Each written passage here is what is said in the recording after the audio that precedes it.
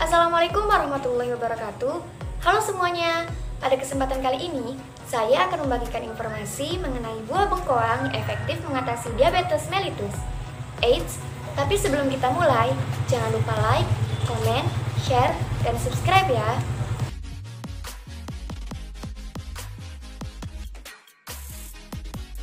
Penyakit diabetes memang sudah familiar di telinga kita. Tapi sebenarnya apa sih penyakit diabetes itu? Jadi, diabetes merupakan penyakit kronis atau yang berlangsung jangka panjang yang ditandai dengan meningkatnya kadar gula darah atau glukosa hingga di atas nilai normal. Nah, ada dua jenis utama diabetes, yaitu diabetes tipe 1 dan diabetes tipe 2. Diabetes sendiri disebabkan karena adanya gangguan dalam tubuh sehingga tubuh tidak mampu menggunakan glukosa darah ke dalam sel, sehingga glukosa menumpuk di dalam darah.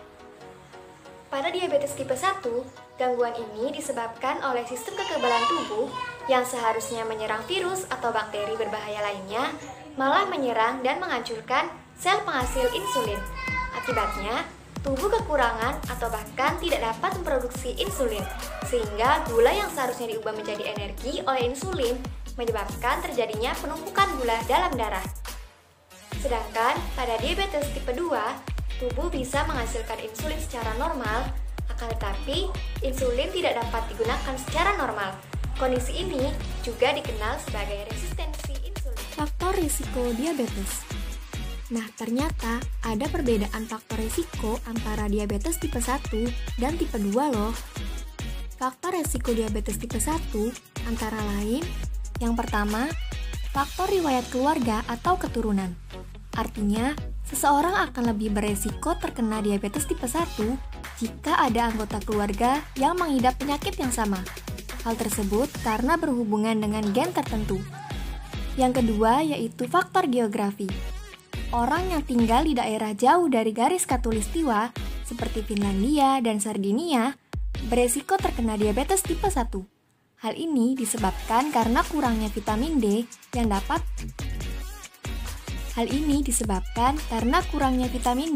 yang bisa didapatkan dari sinar matahari, sehingga akhirnya memicu penyakit autoimun. Yang ketiga yaitu faktor usia. Penyakit ini paling banyak terdeteksi pada anak-anak usia 4-7 tahun, kemudian pada anak-anak usia 10-14 tahun. Yang terakhir yaitu faktor pemicu lainnya, seperti mengkonsumsi susu sapi pada usia terlalu dini, air yang mengandung natrium nitrat, sereal dan gluten sebelum usia 4 bulan atau setelah 7 bulan, memiliki ibu dengan riwayat preeklamsia, serta menderita penyakit kuning saat lahir. Selanjutnya yaitu faktor resiko diabetes tipe 2. Yang pertama yaitu berat badan berlebih atau obesitas.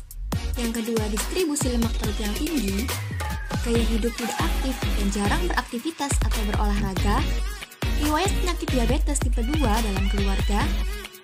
Kemudian yang kelima, ras kulit hitam, Hispanic, Native American, dan Asia Amerika memiliki angka pengidap lebih tinggi dibandingkan dengan ras kulit putih.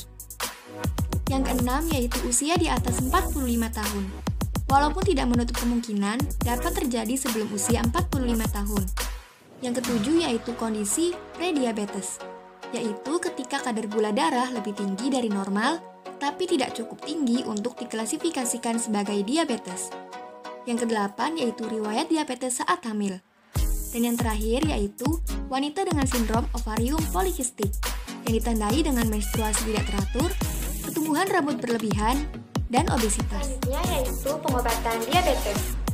Pengobatan diabetes akan disesuaikan dengan jenis diabetes yang dialami. Terapi insulin menjadi salah satu pengobatan yang dapat dilakukan oleh pengidap diabetes tipe 1 maupun tipe 2. Bahkan, pada diabetes tipe 1 yang cukup berat, transplantasi pankreas bisa dilakukan guna mengatasi kerusakan pada pankreas. Sedangkan, pada pengidap diabetes tipe 2 akan diberikan beberapa jenis obat-obatan untuk menangani diabetes tipe 2.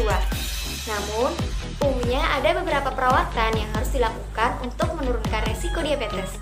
Yang pertama yaitu rutin melakukan aktivitas fisik. Setiap orang tentunya membutuhkan aktivitas fisik untuk menjaga kesehatan tetap optimal, termasuk pengidap diabetes. Olahraga menjadi satu kegiatan yang bisa dilakukan untuk menurunkan kadar gula darah dengan mengubahnya menjadi energi. Teman-teman bisa memilih untuk melakukan olahraga ringan seperti berjalan kaki, berenang, atau bersepeda. Jadikan kegiatan tersebut sebagai rutinitas harian untuk membantu menghindari kondisi diabetes menjadi lebih buruk. Selanjutnya yaitu melakukan pola makan sehat.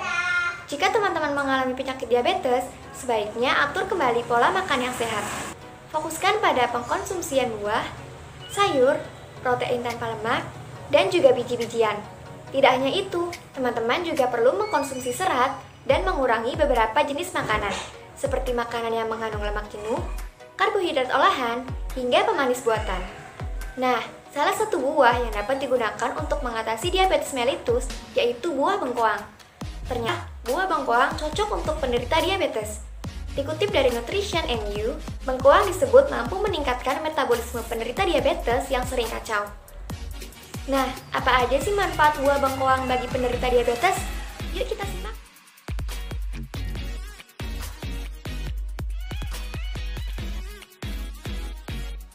Bengkoang atau yang memiliki nama latin Phacereus erosus dikenal dari umbi putihnya yang bisa dimakan sebagai komponen rujak dan asinan atau dijadikan masker untuk menyegarkan wajah dan memutihkan kulit.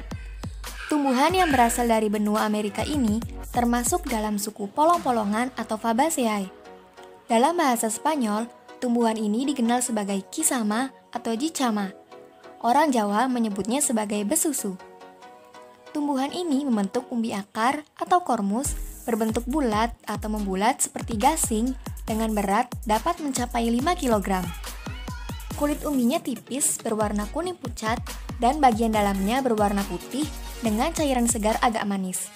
Umbinya mengandung gula dan pati serta fosfor dan kalsium.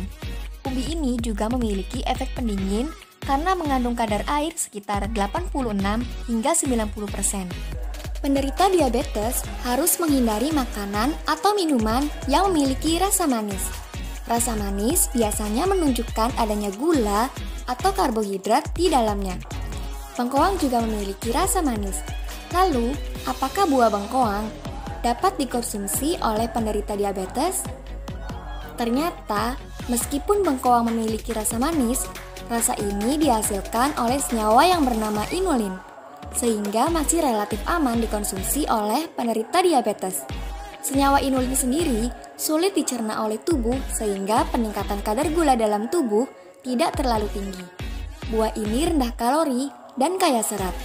Bengkoang juga kaya mineral, folat, dan vitamin C.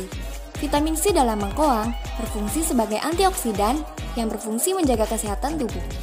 Kalium juga berguna dalam berbagai proses metabolisme tubuh, sehingga proses dalam sel-sel tubuh dapat berjalan dengan lebih baik. Bengkoang baik bagi penderita diabetes karena kandungan inulin dari buah bengkoang ini sangat baik. Buah ini tidak mengandung tinggi gula dan karbohidrat, sehingga sangat cocok dikonsumsi oleh penderita diabetes. Tidak hanya itu, salah satu jenis tanaman umbi-umbian ini juga tinggi antioksidan yang baik untuk mencegah radikal bebas. Selain itu, bengkoang juga kaya vitamin B kompleks, riboflavin, piridoksin, asam pantotenat, dan tiamin. Sehingga, apabila sering mengkonsumsi bengkoang, maka dapat menangkal kanker, peradangan, dan batuk akibat virus dan cuaca dingin. Selanjutnya yaitu membuat minuman sari bengkoang.